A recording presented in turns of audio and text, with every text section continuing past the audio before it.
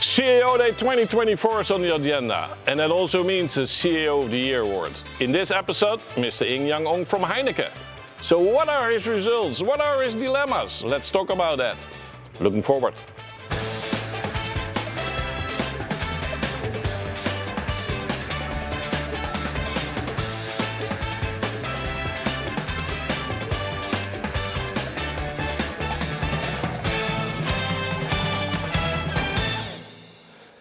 Yes, it's this time of the year again, and that means CIO Day, and it also automatically means CIO of the Year award. And what we will do is in 3 episodes we will highlight the 3 nominees. And in this episode we've got Mr. Ing Yan Ong from Heineken. Welcome. Thanks, Rob. How are you? I'm doing very well. Nervous? Very well. No, excited, I would say excited. More. Yeah. Okay. Let's not talk about the expectations then, right? No, yeah. No, all right. What we're going to do is we will have a fair discussion about Ing Yan Ong's results in terms of what he managed to do within Heineken, of course. And we do that also with a bench of tech leaders, so to speak. Soraya from the DXC, welcome. Thank you very much. I've got Mr. Barry from BCG, Boston Consulting Group, welcome. Thank you. And I've got good old John from Wipro Technologies. Thank you very much. It's always nice to be called the good old, right? Yeah, the good old one. That's setting the scene all right. So just to make sure, Barry, it's always important to give a little bit of context in relation to awards, right? And what we try to do is not to have the wording it's a black box. So what's happening, right? So we got a slide for that, and just to make sure. So what's happening? What are we doing? Yeah. Thanks, Rob. So what we have is the CIO platform assessing all the players that are in the Dutch market, and then we funnel that down. And then what we've done as BCG, we've assessed it against a maturity index. And what we do is, with all the transformations ongoing, we've assessed it and narrowed it down to 3 candidates, but not just on one particular element of a transformation. It's truly a holistic assessment. So obviously it goes around what we do from an innovation and digital and AI perspective, but it's also around what we do from an organizational, business-driven results mindset, as well as the overall change management journey, including the people agenda in the overall transformation. That has led us to the final 3 candidates in the overall assessment, and of course we now go through into the individual discussions as we progress to the last phases of the process. Right. And that means validation, that means having discussions with the team of the CIO, having discussions with the business peers. It's calibration amongst the final 3. It's discussing and challenging their teams, but also their executives, and then understanding the real business roles. Because we can talk about the intricacies of the actual transformations, but ultimately, Rob, as you well know, it's about the business results and do they stick? Right. And that's where we have the calibration ongoing in these final phases of the process. Right. And to just wrap it up, we also validate that, of course, with a validation call with the members of the board, so to make sure that what we see is correct. That finished up. Interesting, but also intensive process, I guess, Ing Yan, or not? It is a very intensive process, and even more than I anticipated. And at the same time, I think it's a great opportunity to a bit reflect back on, what have we done as a company, what have I done in that also to help and drive the transformation. So it's quite intense, but I think also very worthwhile to take a step back out of our day-to-day, driving and delivering to really reflect as well. So it's really been nice as well. All right. So let's start this conversation, gentlemen. And of course, we will start to do a little introduction. 17 years Heineken, and started within the IT auditing, right? I worked for ABN AMRO for about 8 years as an IT auditor, and indeed then I shifted from ABN to Heineken, to the Dutch domestic market. I was their demand manager and then IT manager. So shifting indeed from audit at the bank to joining Heineken in the IT department of Heineken Netherlands. Right. Well, to get a little context, let's look at Heineken. Welcome back. For your final question, which Dutch beer was born 150 years ago and is present in over 190 countries? The answer is C, Afleveringen. Great. How do you spell it?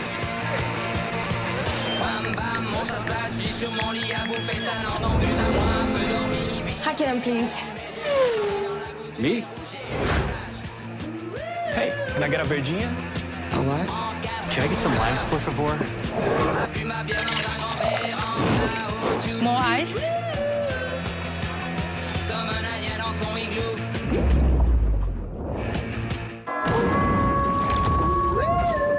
Heineken.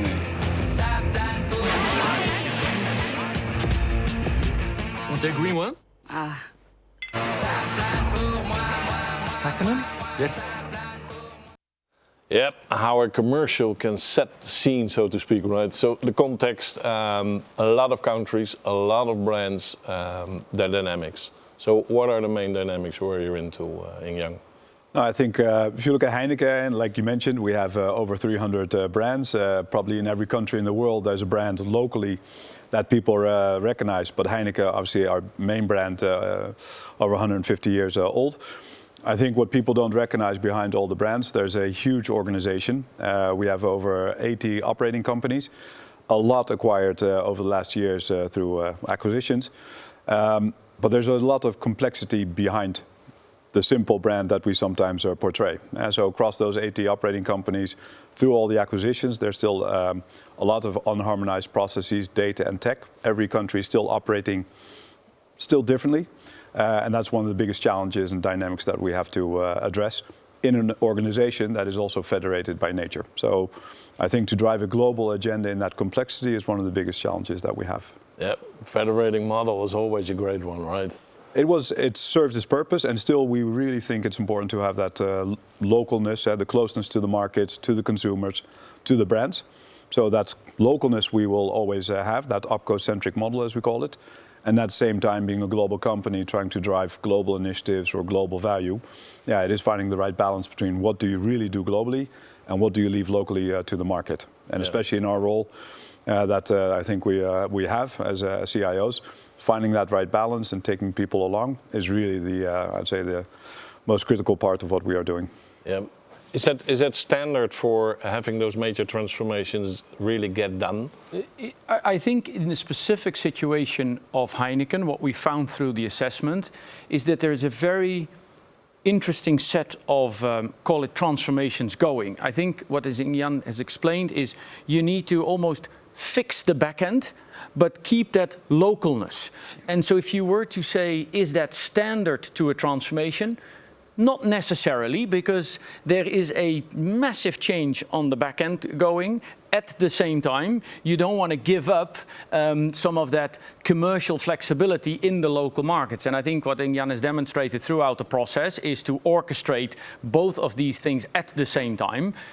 Typically, I must also say that when we looked at the situation of Heineken, the consolidation that the consumer products market have gone through over the last 10, 15 years, Heineken did not do this. Right. So in a way, they had to fix that over the last couple of years, and at the same time also provide a lot of new innovation in the digital and AI front end to make sure that you keep the customer intimacy, what the brands in the local markets are so famous for. Yeah, is that John? Is that a method which you see happening in the discussion with the customer? So absolutely, I think absolutely. The parallels here to show. Yeah, absolutely. So the interesting thing is, of course, we as Wipro, we deal with all international customers. So basically the same federated entities and that kind of things. So you see a lot of the IT governance, exactly what you're saying, right? It's so what do you do then locally? What century? You need to fix the whole back office. It's basically non-owned ventures. In that sense, that whole discussion is very difficult. And then, of course, what I see with many of our customers is exactly that: fixing the whole back end, standardization, rationalization, while also having a very clear focus on the front end, user experience, AI. I think that's typically what we see also with many of our customers at the moment. Yeah. But if you look to that, so the discussion is often, if you start with backend, right, and let's go for efficiency, right? But does it not mean automatically that you go for effectiveness, right? Absolutely. So if you look to that discussions, what are your comments on that? So the way we look at it is that there is a bit of a dynamism coming from the business itself. And that is what is driving, let's say, majority of the large consumer goods companies who are thriving based on their brands, as you said. Basically, their customers know those companies based on those brands, to basically take a call on how much to centralize versus how much to keep it federated among the individual markets and the different brands themselves. And there are different strategies which the companies are sort of taking it forward. But we do see that definitely there is a lot of convergence towards understanding that keeping the, let's say, the democratization of technology with the different providers or the users of those technology among the different using companies, while keeping some sort of a discipline through a centralized IT. I think that is more or less kind of a theme which is emerging, while as you said, differently used by different companies to that matter. Exactly. Right, you second that? Absolutely, 100%. And you see. You'll start to see that in some of the results as well when we look at the overall survey that we've put out. I'll talk a little bit about that in a bit, but that's where you start to distinguish leaders from laggards. And I guess we need to really understand we're not doing this tech for the sake of tech. And sometimes we do consider that in this community to be very sexy and that's interesting to do. But Rob, that's not why we're here. We're here to drive sustained results. And it's in a highly competitive market where we need to continuously understand how do you win. And I guess the ones that figure that out have a great chance to move up move on to the higher spaces of the leaderboard. Yeah. Or winning that award, so to speak. Yeah, here we go again. So one comment on this one. I think fixing the whole back end is also giving you time to focus on the front end. You need to take that one hurdle once. Yep. Because otherwise you need to eliminate waste in the back end to actually free up time and resources and money to actually look at everything what's really important. Yep. Customer value. Yep. But the period, the point you also can make, of course, is do you take too long time and you lose your advantage in gaining from the... So complexity, it is massive, right? Yep. I guess you got a couple of sleepless nights. So just give us a glimpse. Where are your biggest dilemmas you have overcome or you're still working on? No, although I think as a CIO, if you have sleepless nights, then you have not in the right profession because there's always things to be a bit concerned about. Look, the complexity that we have, if you look at what I mentioned, the 80 operating companies, we have unharmonized process, data and technology. To give you an example, we have 3,500 applications across Heineken. The number itself does not say so much, but less than 2% are used by more than 20 OpCos. Right? So the level of fragmentation we have is tremendous. And then we talk about efficiency, we talk about harmonizing, taking that hurdle. What we've said is Heineken, we need to do two things at the same time. We don't have time to fix the foundation, and then we will start thinking about how to digitize our route to consumer. We see that the pressures on us as a company in how our consumers are taking on media, and therefore how do we build brands, how our customers have higher expectations of when to order, what kind of services they get. We need to do that, really focusing on that customer and consumer side. At the same time, we are fixing what we call the back end or the basics. So for us, the challenge is really around doing two things at the same time, which require a tremendous amount of focus, prioritization, but also discipline in the organization to drive that. Right.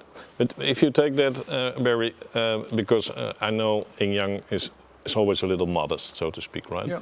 So the methodology chosen for, let's say, getting the back end done, right, is in itself a total new concept, right? Yes. So if you look to that perspective, how complex is that to also introduce a whole new way of... It's a very good question. It's a very good question. And it is highly innovative, highly complex. And I think that's also why he's one of the three candidates on the final shortlist, Rob. Because it's not just fixing the back end and taking the hurdle as we've discussed so far. It's also introducing a highly modular, innovative new architecture around this. So even in its own right, and again, let us establish it's two big things in parallel, not sequentially, but in parallel.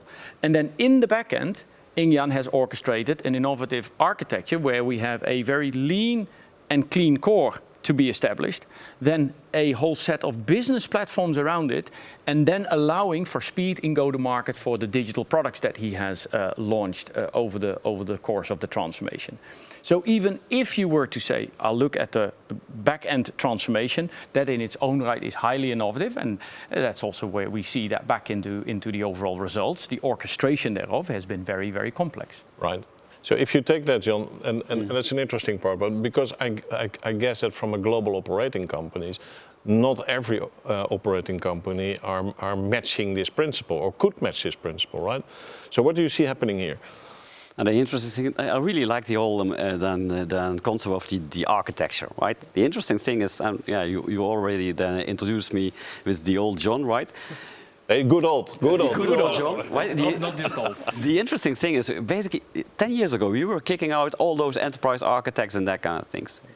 And the interesting thing is to enable this kind of change without an enterprise architecture, without that as a kind of a North Star. This is never going to happen. So in that sense, I think that's what I'm seeing also at many other organizations at the moment. It's getting basically back again to the drawing board, the architectures, the North Star, and use that as the driving force for the innovation, for the transformation. I think that's the most important thing that I'm currently also seeing with many other ones. Right. What does it mean for persistence, Ing Yan?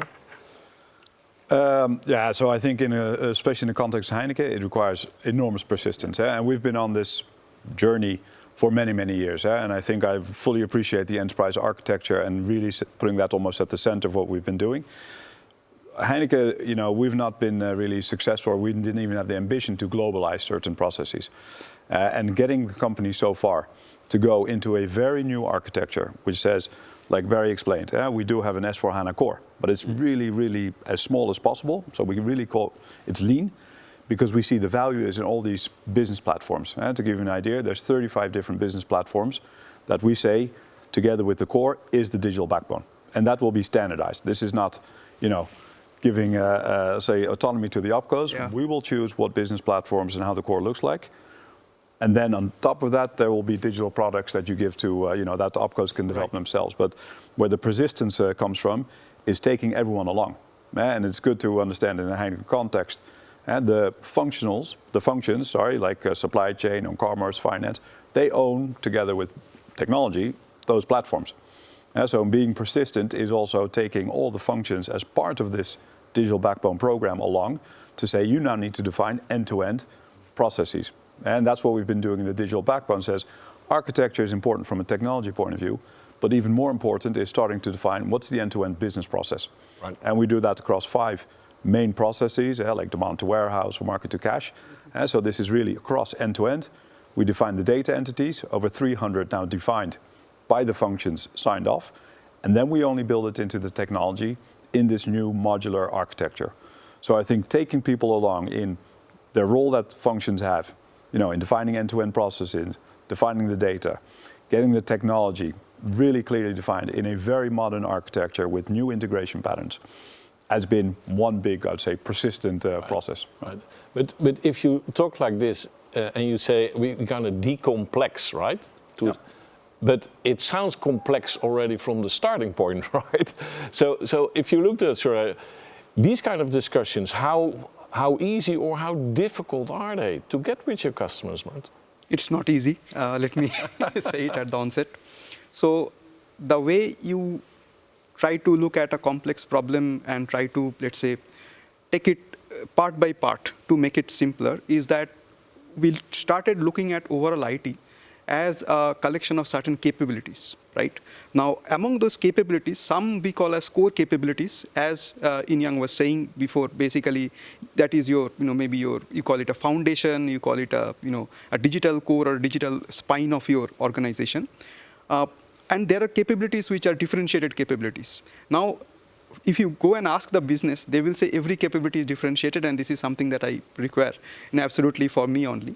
But then you take a deeper look and understand that some of those capabilities can actually be called as a core capability and can be standardized and, let's say, make it standardized across your organization. Right. So that's how you sort of decomplexify the complexity. Yeah, and I think there's actually, if I can add to that, what I see in the Heineken context, and with our federated operating model, every OpCo says that they're different. And they are sometimes different when it comes to the route to consumer, etc. But there's more similarities than actual differences, and that's how we're driving also digital backbone, saying, look, there is no reason to be different in some of these core transactional processes. We'll allow for certain variants potentially, but centrally, together with the functions, we determine what those are. And in some, there's 0 variants. In some, there might be 2 or 3. How do you do returnable packaging? Could be certain variants because of the OpCo market specifics, but for the rest, it's very, very standard. Right. Well, I love the principle of the backbone, right? So, and I think that if I understand well, that from that starting point backbone, you go into the front end also, right? And you're getting into the business outcome discussion. Yep. So just take us along with that, Barry. So we got a couple of graphs here, just to show and having a discussion on, right? Thank you, Rob. It's important to just take a step back and understand what we're actually assessing and how we run this thing. You can see that there's a couple of questions that we often receive from leaders. It is, how do I really build that sustained competitive advantage? But also, how do I build capabilities? And as you can see, how can I really use AI and new technologies to drive that impact?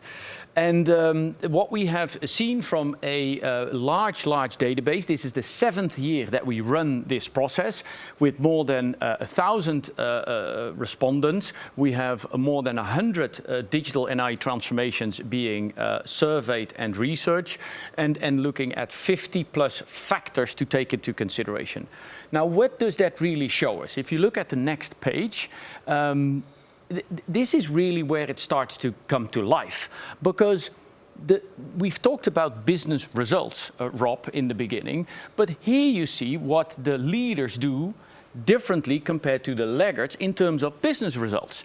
And that's where it really matters, because if I can show you that I have a 1.5x revenue growth over a 3 years horizon, suddenly we have a really different conversation in terms of where you need to invest and set the trade-offs.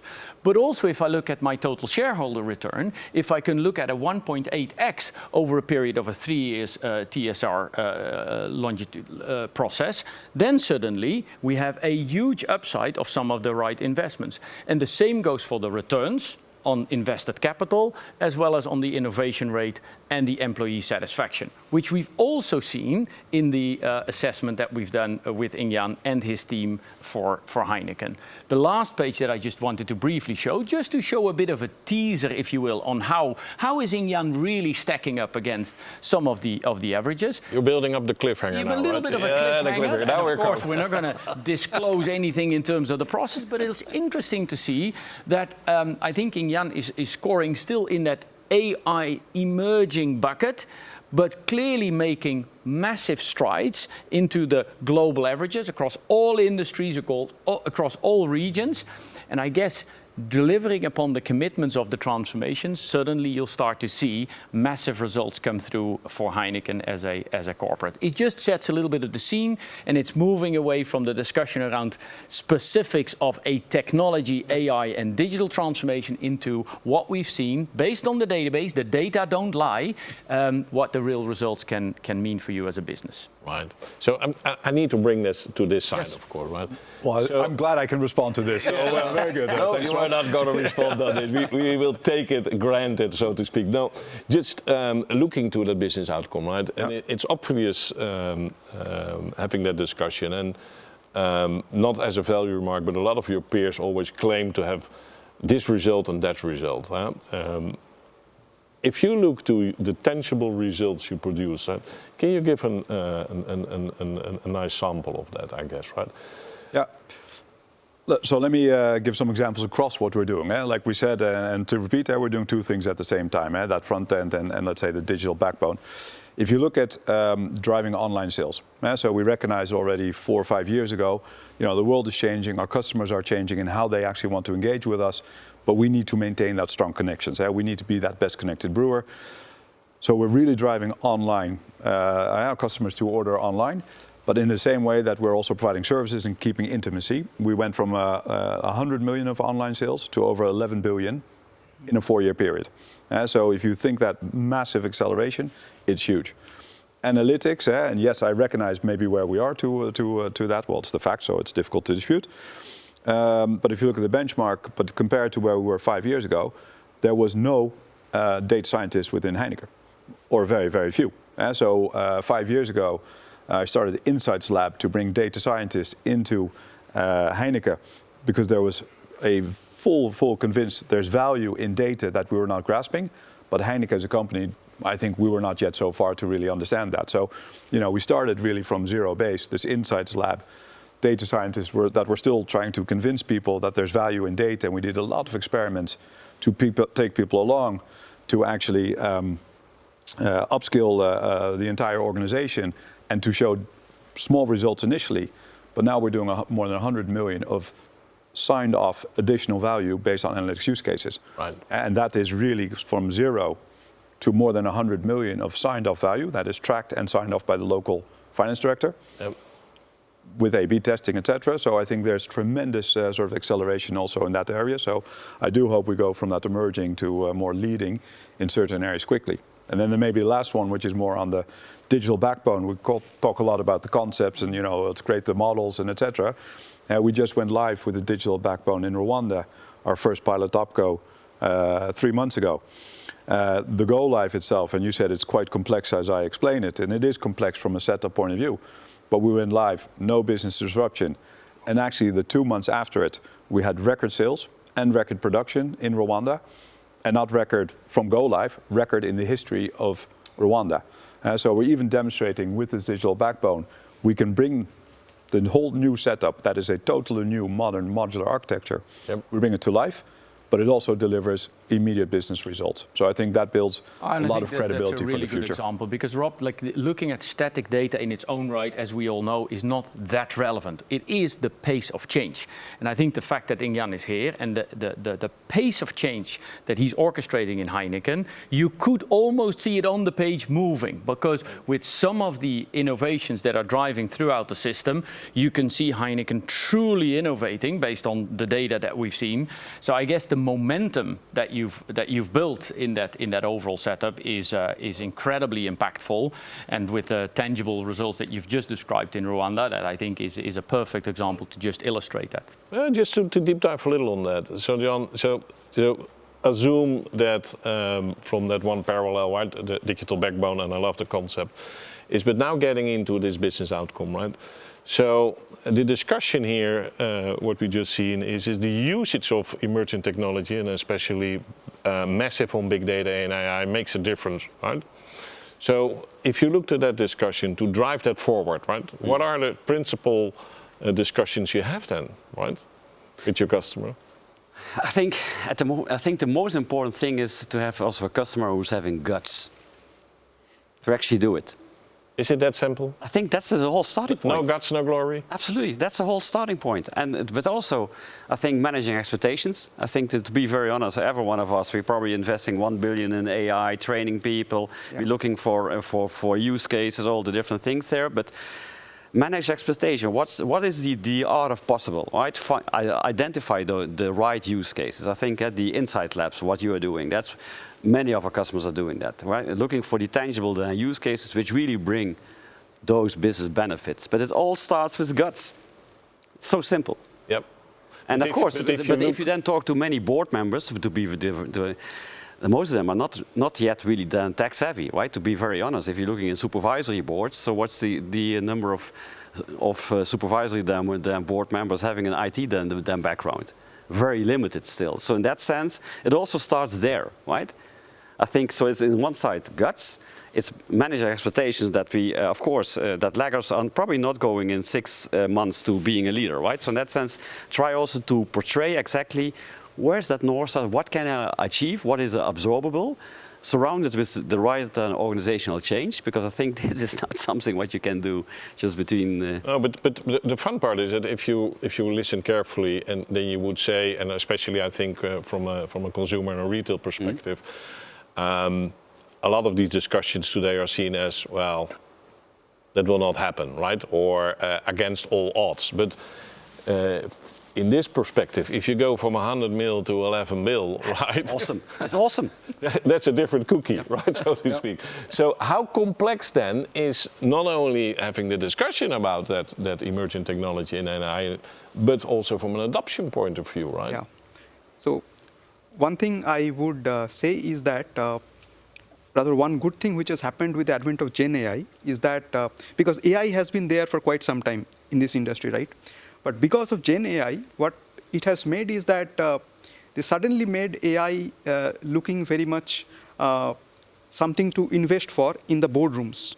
So the board have suddenly taken a notice of that, and using that, some of the companies that we are working with and the CIOs that we work with, they take the advantage of that, and they also start investing in the traditional AI that we call, apart from Gen AI. So the change that was initially, let's say, to an extent getting coming as a resistance from, let's say, the actual investors to these from the business, right, is, I would say, to an extent now, it is getting reduced because of the Gen AI and the associated, let's say, the quick returns or the immediate benefits that they are able to see by utilizing these kind of technologies. It's an excellent comment. Basically, you're saying, right, some of the big 10 tech companies showed the initial simple thing of Gen AI. Suddenly that's getting in your PowerPoint, Excels and that kind of thing, saying, hey, this is really cool. Yeah. And that's basically fueling the whole energy to actually take a broader look at the whole spectrum. And can I, if I may, Rob, still respond? I love the sort of guts, right? So you asked just now, what does it take? You need guts also to go in that direction. I think there's two additional things what I see, at least from a Heineken context, that is also required to then have the guts to do it. One is there needs to be a clear case for change. Absolutely. Whether it's an opportunity through AI, but also in our case, we need to fix sort of this fragmentation. Absolutely. Because if we don't, we will never be able to capture the value of AI for the future. So there needs to be a really clear case. And the second, which I think is built over years, there needs to be credibility that you can deliver. So there's one thing to have a board to say, we have a case for change, and we're gonna, we have the guts to take that decision. But I think there needs to be a clear credibility that the organization can deliver, and that is built over years before you get to the point of that decision. There's an interesting element around leadership. Is a perspective that I want to bring in, because I think what we've seen in the discussion, we have the benefit of not only talking to Ing Yan and really understanding the data, but also talking to his team and to some of the board members that are involved. New leadership is required when you want to manage these complex transformations. And I think we have old-fashioned CIOs that just look at a certain aspect of the world. And I think Ing Yan is a perfect example of a very modern tech leader to really be able to bring the supervisory board, the executive team, and the individual teams along on this journey. It's a very vulnerable style of leadership, which I think has created a lot of benefits in making sure that the change aspect, as you well know, Rob, we have this concept of 10, 20, 70. 10 is on the algorithm, 20 is on the scaling technology, but 70% is on the people. Yep. I think that's an ideal example of Ing Yan demonstrating how you bring that full organization, top to bottom, along in driving these results. Right. Absolutely. Just to have a little outro, so to speak, and I want to provide a couple of do's or don'ts, right, for the audience. So, John, give me your pearl of wisdom in terms of do or don't in these big transformations, right, getting it done. I think we already heard a lot of things here, but the don't is don't shy back. If you don't do this, right, you're out of business, to be very honest. Right. So in that sense, so if you go all the way. There is no option. No, you need to go. Right. But then again, guts, governance, execution, the capability, trust with all the stakeholders, and pick your battles, right? Make it absorbable. That's, I think, the most important thing. Right. So, Soraya, what's your pearls of wisdom to the viewers, right? Well, in a 30-second, right? All right. So. The latest technologies, AI, Gen AI, machine learning, brings great power to the hand of the CIOs. But as Uncle Ben of Spider-Man said, with great power comes great responsibility. I think we also have to look at the impacts of inserting technologies into multiple processes. We have to look at the people aspect and ensure that there is an end-to-end governance is also being kept well while bringing these new technologies to the fore. Thank you. Right. Thanks. So Barry, if you want to be on this hot seat, right? So what should you do? So do is around setting a very bold vision. We've talked about enterprise architecture, really understanding what new technologies AI and data can do for truly bringing and leapfrogging the competition. I think we've seen well demonstrated in the case of Heineken. Don't stick around in pure experimentation. We have lots of new technologies and opportunities, but truly make sure that you scale it across the organization. Yeah. That's really how I would summarize that. Yeah, and maybe design for scale up front, right? Exactly. And of course, the last famous words are yours, of course, Ing Yan.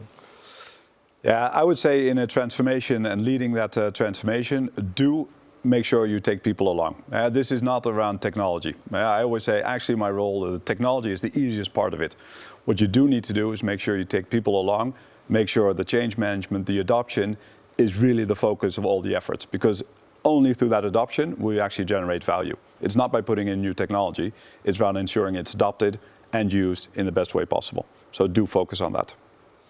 Oh, great last words. Thank you all for this inspiring conversation. And I wish you, of course, all the luck November 19th. Looking forward to it. Looking forward. All right, do I have some announcement to make? Yes, of course. It's all about CEO Day, and that will be November 19th in the total new venue NBC in Nieuwegein. Do I have to say something more?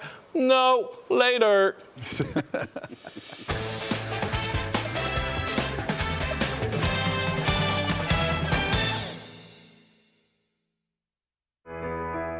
Everything starts with ambition.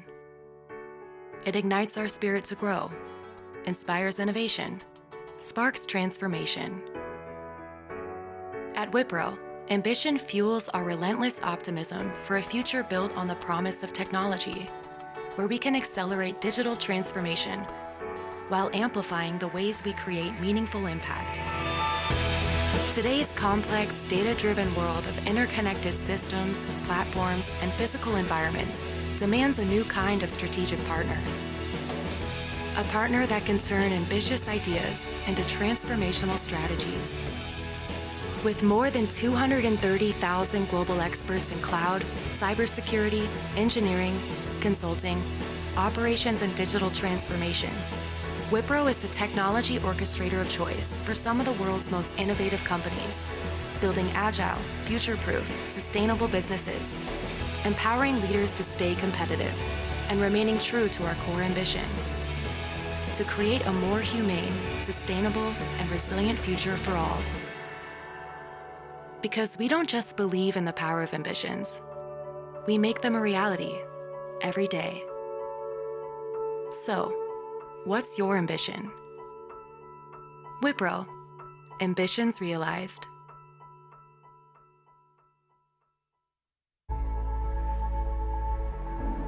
Data is the building block of sustainable growth and innovation.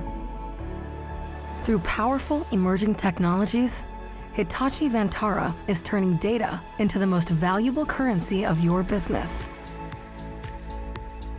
Your digital future demands powerful and resilient infrastructure solutions that make your data agile and stable, accurate and transformative, accessible and impactful. To solve the world's most critical challenges and advance business growth, forward-thinking companies choose Hitachi Vantara. Hitachi Vantara, the data foundation for innovation.